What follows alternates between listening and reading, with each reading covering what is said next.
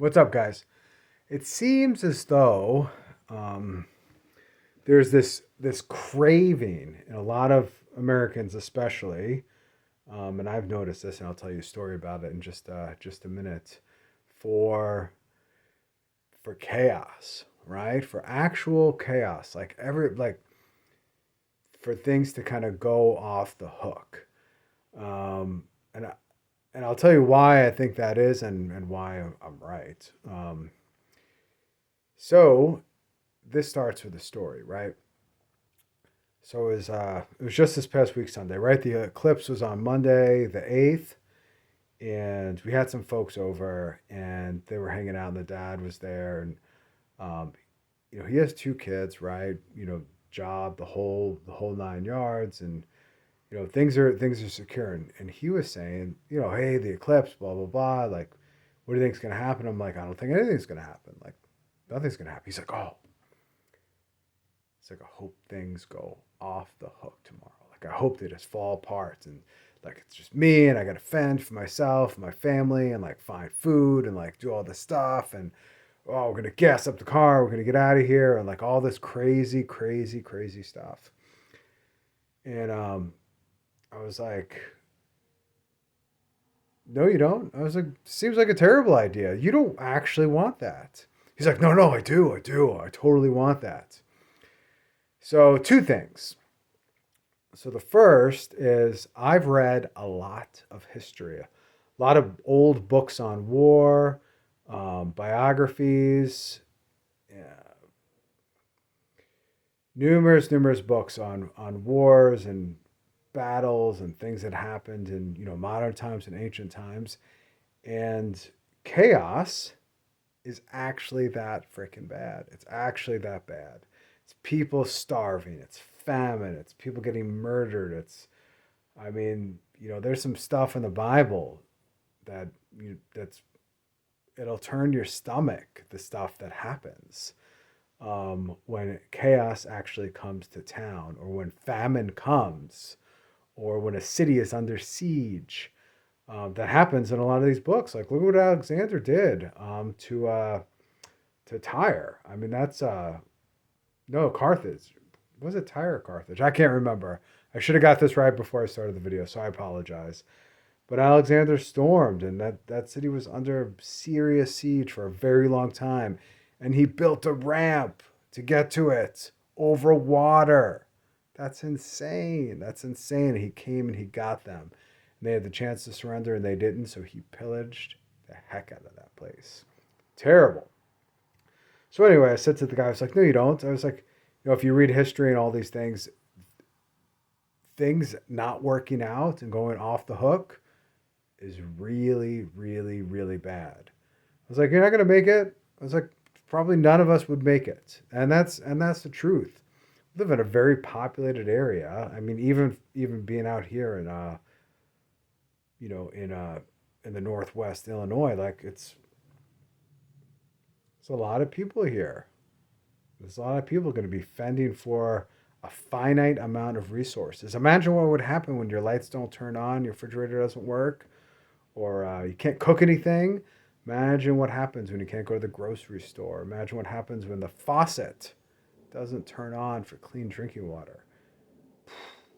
It's going to get very ugly very, very quickly. So I said, no, you don't. And then my second point was this. I was like, hey, you should read these books on history. I was like, that'll kind of sober you. Um, and then the other thing that sparked this thought, and I've known this for a long time, and let's talk about it, is things are so comfortable in our country, in the West, in the United States of America, especially, and especially for men, family men, things are so comfortable. The job is so steady. The pay is so right. The the homes are so comfortable. They're so air conditioned. Everything's at your fingertips.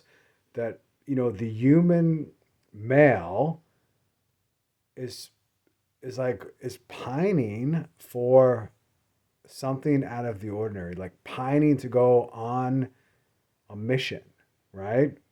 Pining to go out into the world. And this now we can tie into Homer, right? So the Iliad and the Odyssey. You have the Odyssey where the son is, I mean, he's got to essentially try to find his father, and he has to go on a journey, and he does go on a journey, but he doesn't hardly go anywhere, and his dad comes back. Anyway, great book and something well worth reading. But there's something in us that says, hey, we need to go out on a mission. We need to go do something. There's a craving to break the mundane. And I think too, uh, I read an essay and listened to a podcast a while back. It was called like the Barbarians at the Gate or something like that. Anyway, the point of the story was there's an inkling that a lot of people want a break from the mundane. Everything's too stable. Everything works too well. I mean, the buses show up on time. The train is like, oh my gosh, imagine if the train's 12 minutes late. You're trying to, get to where you got to go. Or, I mean, we could even see on our maps on our phone if we're driving somewhere, like the traffic and the rerouting and how long it's going to take and updates. And people are sending updates via text message on their exact time of when they're going to get there. And you could see your orders on, Amazon of when it's going to arrive. You could see the transport. You could see the tracking numbers. Everything's so predictable. It's beyond measure. So I think a lot of men and a lot of family guys and probably just younger men in general are dying, like they want to go on a mission. There's no great war for them. There's no great mission. And I think that takes a lot of the gusto out of guys, and they're wanting to have chaos. So first is you could do this. Here's how I go about solving that problem, because I'm part of the laptop class of workers. Things are comfortable. My check comes in, the water runs, the lights are on, fridge is full, everything is good. I mean, we can get medicine when we need to. I mean, it's wild to think about how amazing everything is. What I do is I spend a lot of, not a lot of time, but I make sure to train at the gym every single day. Because if I was doing something, right, if I was out there hunting and chopping wood and building and on the frontier and kind of on a mission, so to speak, I would be I'd be pretty fit, right? So I keep myself fit. The other thing that I do that I'd recommend to all you men is, so first, train with heavy weights. Secondly is start fasting. The easiest way I did it was I started fasting for religious purposes, but you could quickly start fasting just cause. It's good to deny yourself things every single day. Kind of like it gives you a battle over your base desire, right? And the biggest base desire, one of them is food, right? Food, sex, shelter. Like those are like the critical base desires that we all have. So if you kind of use fasting to control your base desire, not only will you receive the spiritual benefits, but you'll receive also just the mental benefits as well. And then start denying yourself little things, like instead of placing that order, like purposely um, don't do it, or don't track that number, don't find that information out that you need to find out, like on purpose to invite like a little bit of complexity into your life that you need. Because like, I mean, things are awesome, but they are mundane and awesome at the same time.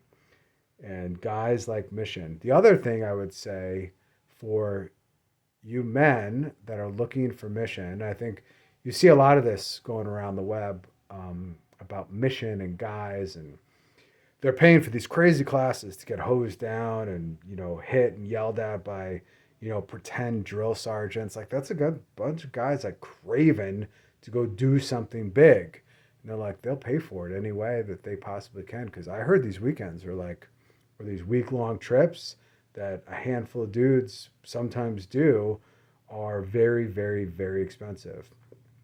I mean, you can go hunting, right? You could figure out how to do that and just go solo hunting by yourself, get all your gear and head out, go on a mission.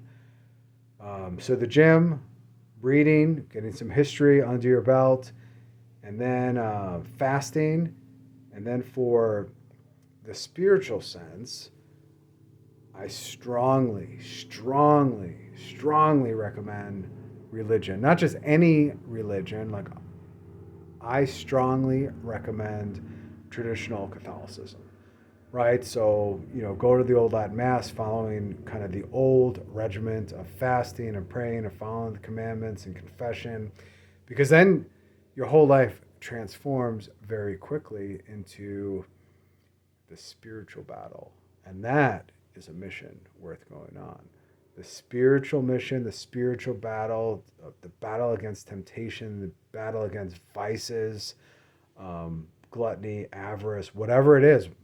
I know you got it. I've been there, done that. You start going on mission against those vices and forming yourself through fasting, through discipline in the gym, through discipline towards religion.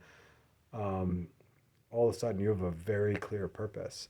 The other purpose that you get is getting your family into heaven, getting yourself into heaven, getting your family into heaven. And that kind of gives you a purpose in life. And I'm not saying like to use it as a utility. I know it sounds like I'm saying, hey, you could use this thing as a utility. Maybe I'm going to get criticized for even using the language that I'm using, that it seems like it's very utilitarian. That's a very American thing to do. But but maybe that's where you start. And then it forms you from there. You let God take control to form you from there. So that's what I got to say. That's it.